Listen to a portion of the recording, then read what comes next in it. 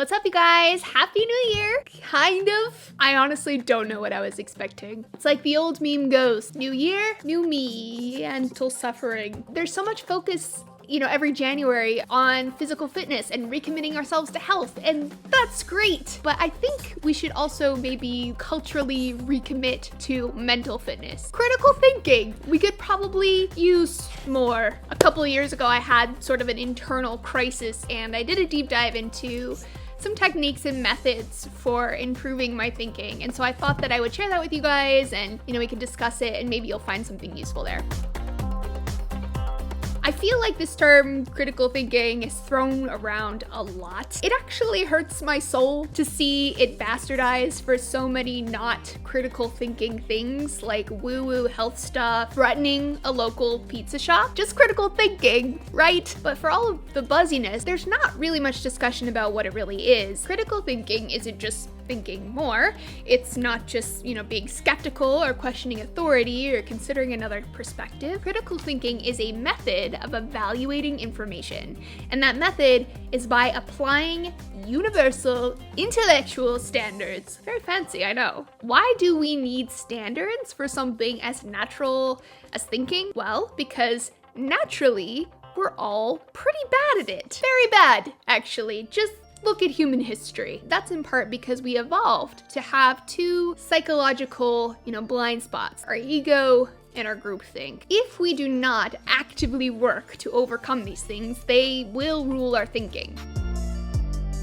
Before we get into the how-to, I just wanted to share some thoughts on that little gremlin known as the ego. Our egos have an important psychological function. They protect us from the general cruelty and awfulness that is the world. But they also trick us. They convince us that we and the groups that we belong to are right. Ego defenses allow us to warp reality fairly easily, to lie to ourselves, to bury uncomfortable thoughts and ideas, to excuse our own feelings and failures, but not others, or even to accuse other people of the faults that we see in ourselves. We are all capable of just a tremendous self-deception, which leaves no room for self-doubt, no room for questioning, no room for thinking, maybe I got this one wrong. So to be successful critical thinkers, there are two traits that I think are really worth nurturing in ourselves. The first is humility, being humble, knowing the limits of your own knowledge. Thinkers with humility aren't scared of saying, I don't know.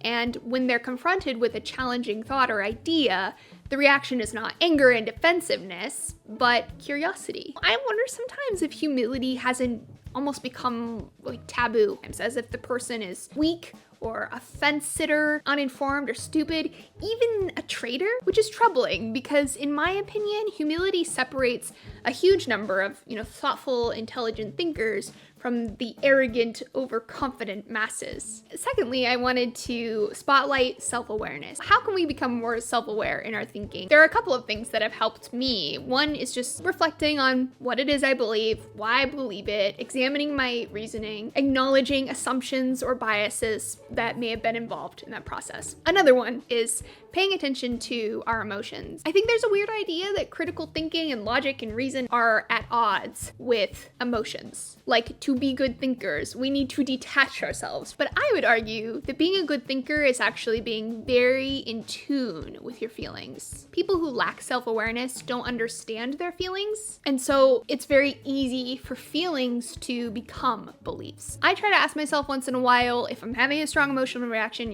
why am I feeling this way? Where is this feeling coming from? In what ways are my emotional reactions affecting my reasoning here? Not because it's bad necessarily, but because I need to be aware of that relationship.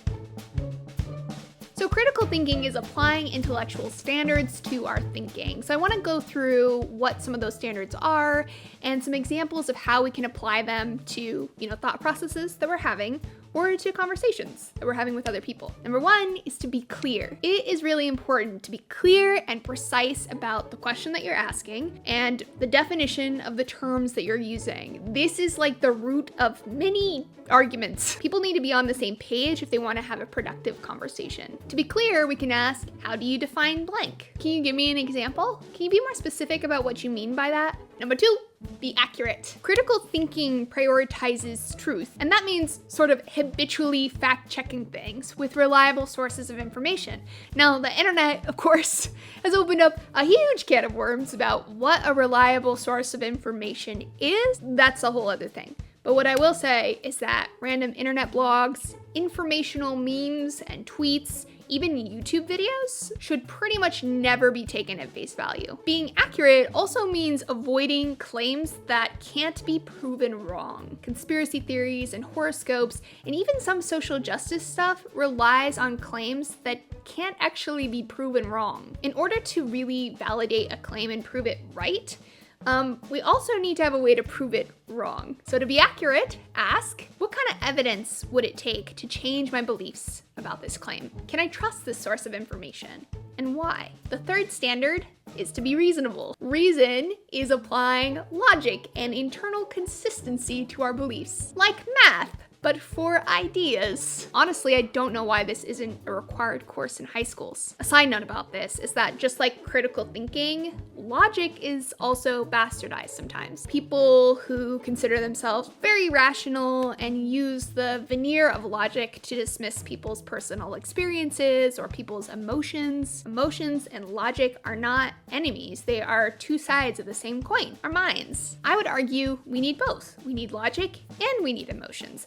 Pure logic and pure feelings are not helpful on their own. End side note. Reason is particularly important to critical thinking because it's one of the main tools that we have to rein in magical thinking. Things like pseudoscience or indoctrination, superstition, media manipulation. To be reasonable, we can ask ourselves, is my logic sound? Do my conclusions follow from my premises and the evidence that's available? Are there hypocrisies or double standards or fallacies in my reasoning? Number 4, be relevant. If you've ever been in, an exciting or heated conversation with someone, you know how easy it is for things to sort of go off topic. Suddenly, we're not trying to answer one question, we're trying to answer 50 different questions that are all kind of different. We can stay relevant by asking, what does A have to do with B? Can you explain the connection between your question and the topic we were originally discussing? Number 5, consider multiple viewpoints. Yes, we should make it standard practice to consider multiple points of view and to know the weaknesses and strengths of each of those viewpoints. To do this, we can ask ourselves, what relevant points of view have I maybe ignored so far? Am I sympathetically representing those viewpoints? Have I entertained opposing viewpoints in good faith or just to find the flaws in them? The last standard I wanted to bring to your guys' attention is to be thorough. We should try our best to avoid all or none,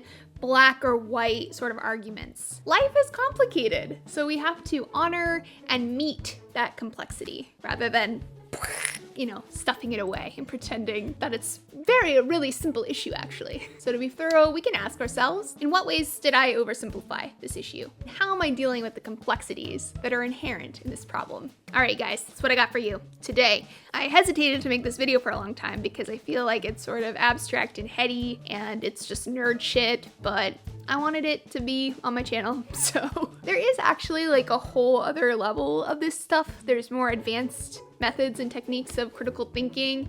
So if that's something that's of interest, maybe I'll make it in the future. I love you guys. I hope you're staying safe out there, and I will see you next time. Poppy, come say bye. Say bye.